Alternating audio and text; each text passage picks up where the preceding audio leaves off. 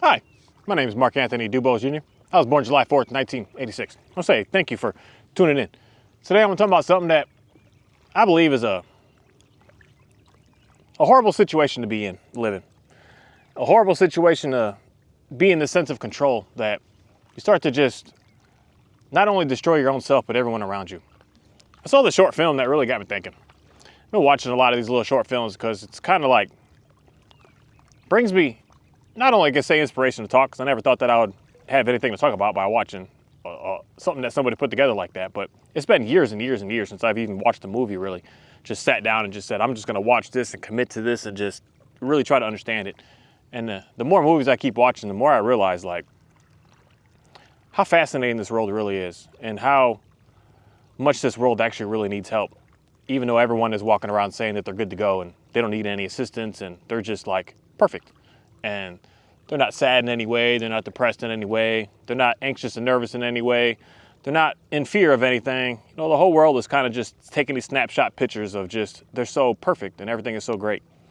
But it's interesting to be able to see these little short films that people put together, realizing like, no, that's not what the world actually truly is. That's what the world wants to make it seem, but that's not what it is. And I like watching the, I guess I could say, independent people, small companies, small groups, small, just people making movies in reality just for probably college and little projects that they're just doing just to have fun. But at the same time, not only just having fun, but telling a story. Today I'm going to talk about something that in this movie that really got me thinking. Got me thinking a lot about blaming people. And blaming people because you don't want to let the control go of realizing that it's not in your control, so who are you to blame? You're even yourself, but especially somebody else. But it's an interesting storyline on the concept of there's this woman that her son passed away going to, I don't know, it was some Iraq or Afghanistan type situation. And she did everything she could to blame his girlfriend. Why did you let him join? Why did you let him go? He's dead because of you. And she did everything to make this little girl's life just absolutely miserable. Everything. She did everything to make sure that that girl was the one held responsible for the reason on why her son passed away. And it's something that is just an absolute tragic, because you're not only, say, punishing yourself, but you're also punishing somebody else. Now I want to go on the sense of the two sides here. I like just going on the two sides, and of course everyone's in the middle, but not really. The ones that become dangerous are the ones that are on each side of this. But when something happens to you in your life that you just can't control, it just happened. It just happened. Everything out there just happens. Why it happens, we don't know why it happens, but stuff just happens. And things go on in this world for us that we can't just make it all be so perfect and everything is just the way that we want it to be. That's not the way it is. Things happen, in my opinion, to show us, to teach us, to allow us to be able to grow more in this world. And death is one way to really get someone to grow. And people leaving you and people walking away from you is one way to really like fast track your growth, to see like who you are. The moment that you think that you're so perfect is a moment that, like, I don't know why, but death comes to you. Because then it slaps you back down and say, no, you got a lot that you still need to work on with this situation that just happened. And it's the two extremes that I'll go on is when something happens to you that is out of your control, that you want to control, you go down to two levels of punishment. One level of punishment where you punish yourself. This is where a lot of people go into, like, say, self-harm. You're harming yourself, you're destroying yourself, you're sabotaging yourself. It may not be a physical harm to yourself where you're actually literally grabbing a knife and cutting yourself, but it could be something that you're just sabotaging everything that ever happens to you in your life. Something seems to be looking pretty good and it's like, oh, I'm actually gonna make it, just in a simple sense of work, a job. A simple sense of things are lining up, you've got the second interview and then you just don't show up to sabotage yourself because you want to punish yourself, saying, no, I can't have that because I'm not worthy of that. I need this happened to me in my life, so I can't be able to make that happen. That nothing good can come to me. That bad happened to me, so I'm going to keep on making sure that bad just keeps on happening to me. So you force yourself into that bad. You force yourself to stay in that. So every little thing that can come by, every chance you have, anything that something like may feel good, where it's like, hey, things are looking out. You do everything in your power to just absolutely destroy everything. Then there's the part where it's like, I could say that's bad. But that's bad in the sense that it's only dealing with you, that you're the one that's going through it. And you're the one that's not even letting people down. because you're not even allowing them to be able to get into you, get to your circle, get close to you, for you to even be able to hurt that person. The one that I see as being more damaging on this, which that is damaging in itself because it's hard to get out of when you're just destroying your own self and you're not allowing anybody in. So in reality, I could say maybe in a sense that you might be able to get help easier if that's what you're doing, because someone on the outside could come in and actually be able to help you if they just keep going, they just stay persistent. But then the opposite side of this is the one that you punish everyone around you and you're perfect.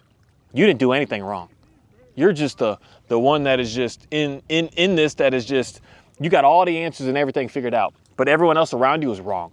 Everyone else around you wrongs you. Everyone else is a problem. Everyone else is just why your life is miserable and the hell that you want to say that you're not in.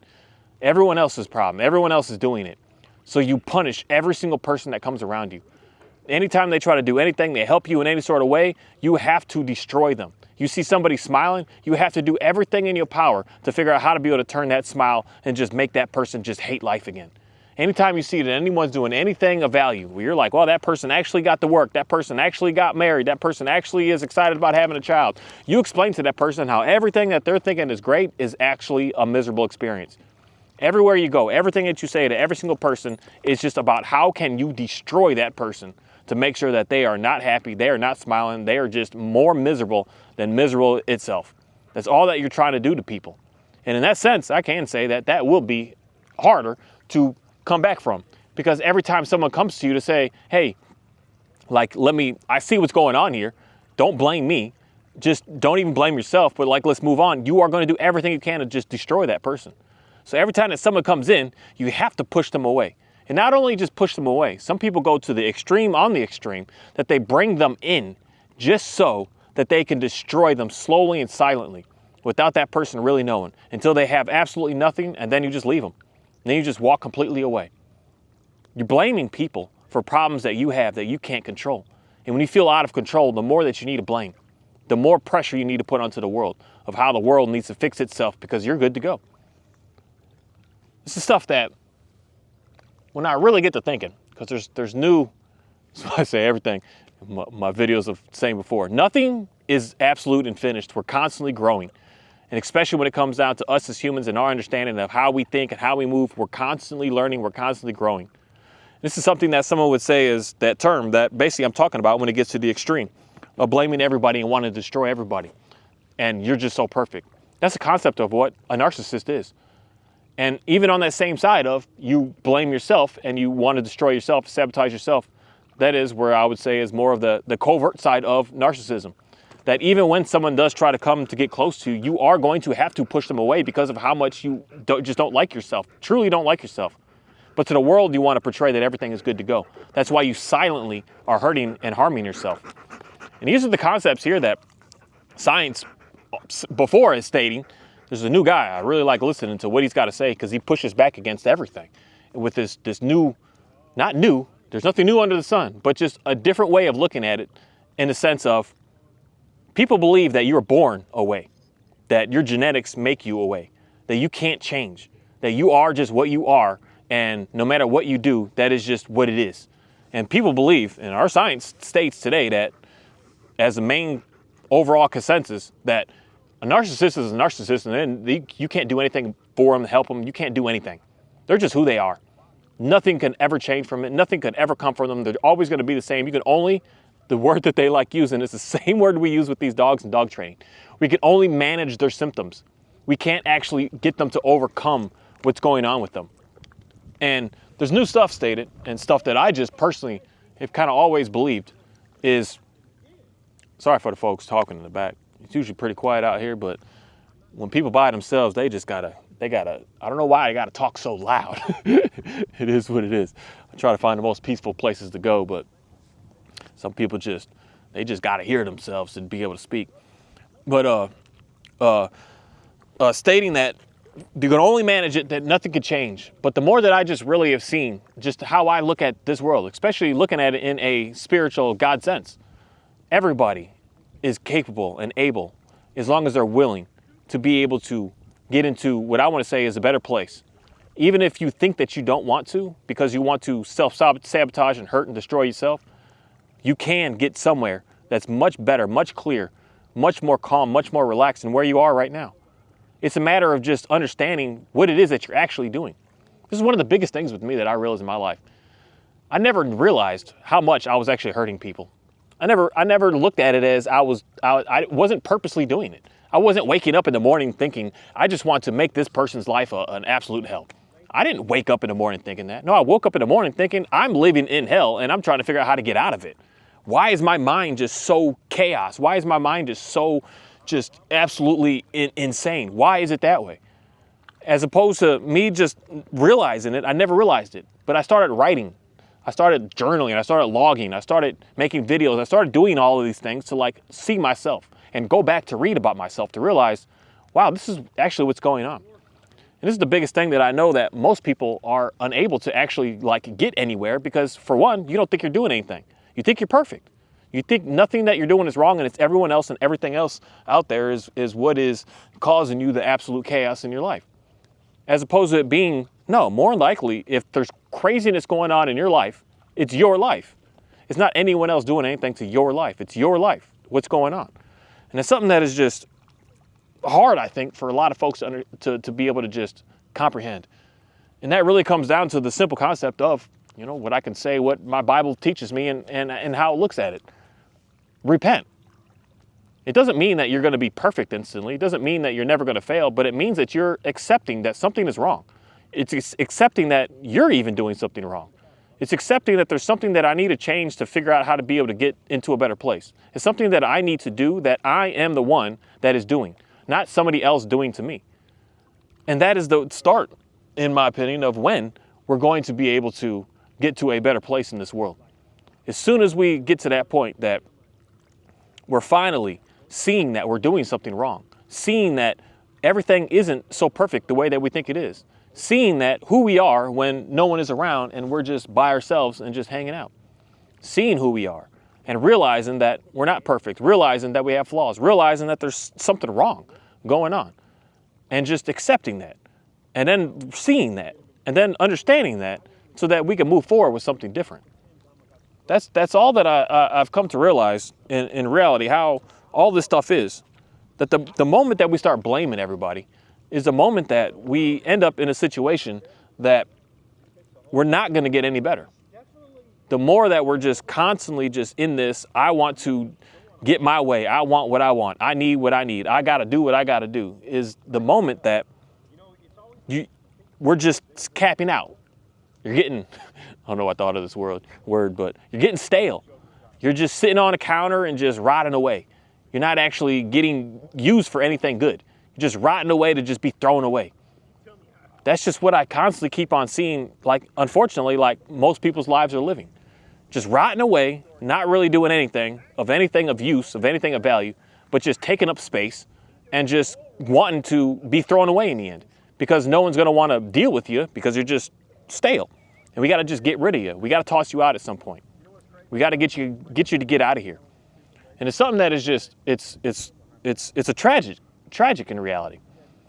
Because the main thing that it starts from is a sense of control. That we just want to control everything. We want everything to be done the way we want it to be done. And when something's not done that way, we have to start thinking that we need to blame something else. As opposed to just realizing, I hope that someone can just understand these simple words that I say right now. Things happen on this planet. We do not know why. Things happen. Things happen to little children that we do not know why, but it just happens.